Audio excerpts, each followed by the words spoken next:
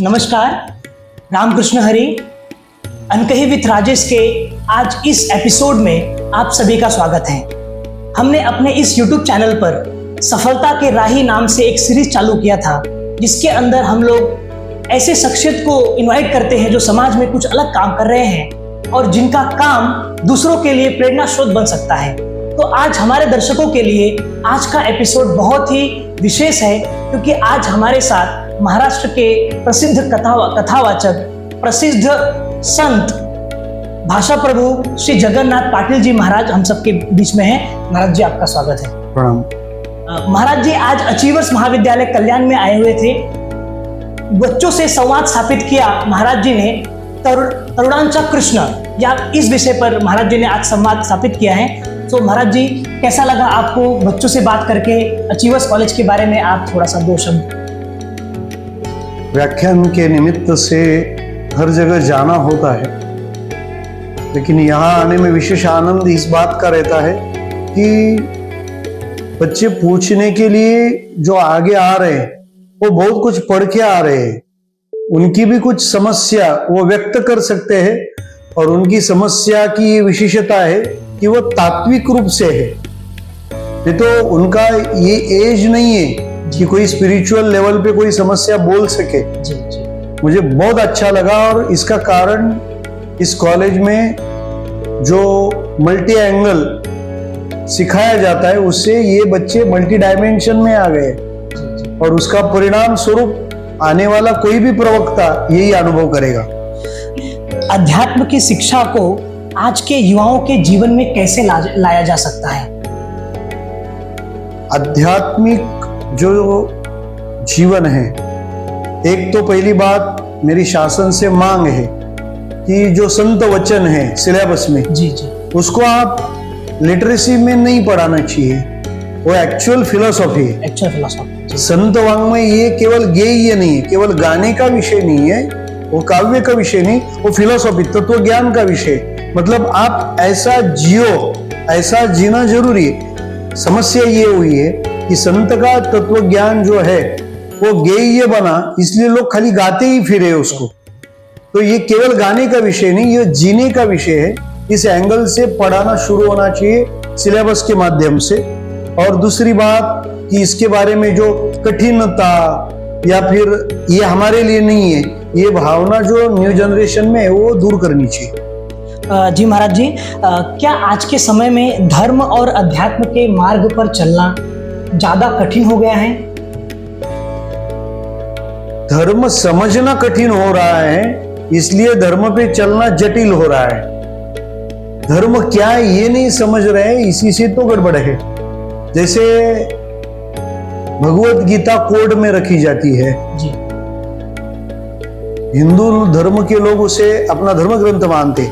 Actual ऐसा है कि गीता ये ऐसा ग्रंथ है कि दुनिया का कोई भी धर्म हो वो उसे अपना आचार ग्रंथ समझ के मान सकती है, जिसका every line for all world and for all religion के लिए। मतलब जैसे गीता में 12वें अध्याय में एक वचन है, वो ऐसा है, अद्वेष्टा सर्वभूतानाम, किसी का भी द्वेष मत करो।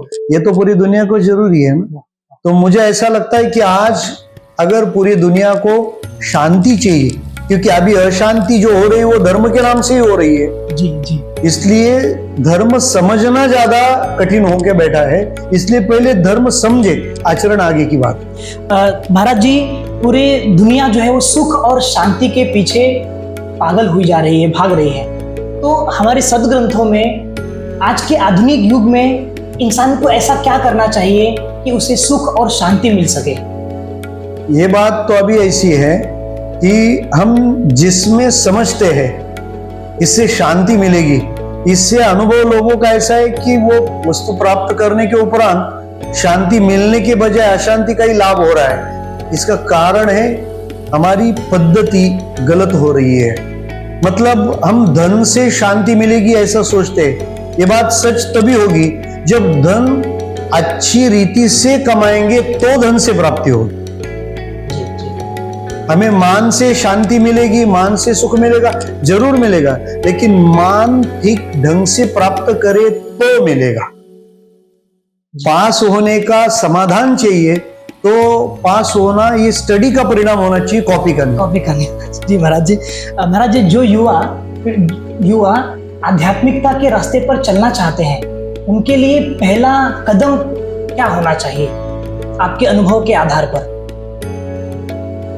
वैसे तो मेरा कहना ये रहेगा कि हर एक आदमी को, हर एक व्यक्ति को धर्म के मार्ग पर ही चलना चाहिए और हर एक व्यक्ति को धर्माचरण का प्रथम चरण कौन सा होगा, तो अपने जो कर्तव्य है वो ठीक तरह से निभाए।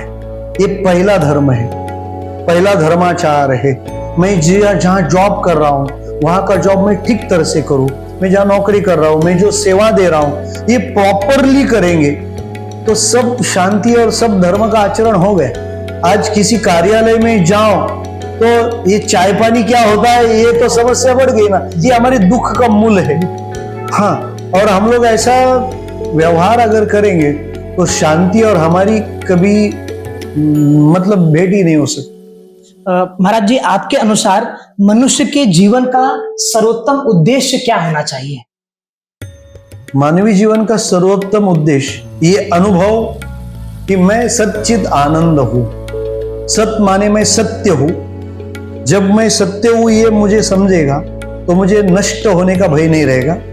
चिद चेतन हूं तो मैं पारतंत्र नहीं रहूंगा और आनंदमय मैं ही हूं तो मुझे सुख के लिए किसी चीज के पीछे दौड़ना नहीं पड़ेगा। महाराज जी, अभी हम लोग अंतिम प्रश्न की तरफ बढ़ रहे हैं। युवाओं के लिए आप क्या संदेश देना चाहेंगे? क्योंकि जो भारत है, ये हिंदुस्तान जो है वो यंगिस्तान भी इसको कहा जाता है, तो आप नई पीढ़ी युवाओं के लिए क्या संदेश देते? भारत तो युवाओं का ही देश है और यहाँ परंपरा भी युवाओं की है। राम और कृष्ण ये तो युवा के नेतृत्व में है। तो मुझे ऐसा लगता है कि युवाओं को अगर यशस्वी होना है, परिपूर्णतम होना है, तो राम और कृष्ण ये दोनों को कभी भूलना नहीं चाहिए। राम हमारे आचरण की मर्यादा सिखाते हैं, हम कहाँ मर्यादा में रहे, और कृष्ण हमें कहाँ छलांग लगानी है वो सिखाते। छलांग और मर्यादा ये दोनों का संतुलन जो जीवन में सही ढंग से रखेगा वो परिपूर्ण युवक कहलाएगा। महाराज जी, भगवत गीता में आपका सबसे प्रिय श्लोक कौन सा है और क्यों? मैं तो भगवत गीता में ज्यादातर जिस श्लोक को मैं चाहता हूं, जो मुझे अत्यंत प्रिय है, उस श्लोक के लिए मैं 12वें अध्याय का श्लोक चुनूंगा, जिसमें संयम इंद्रिय ग्रामम सर्वत्र समबुद्धया ते प्राप्नुवन्ति मामेव सर्वभूत हिते रताः। जिसमें भगवान कहते हैं मुझे प्राप्त करने के लिए आपको 3 चीजों को करना है।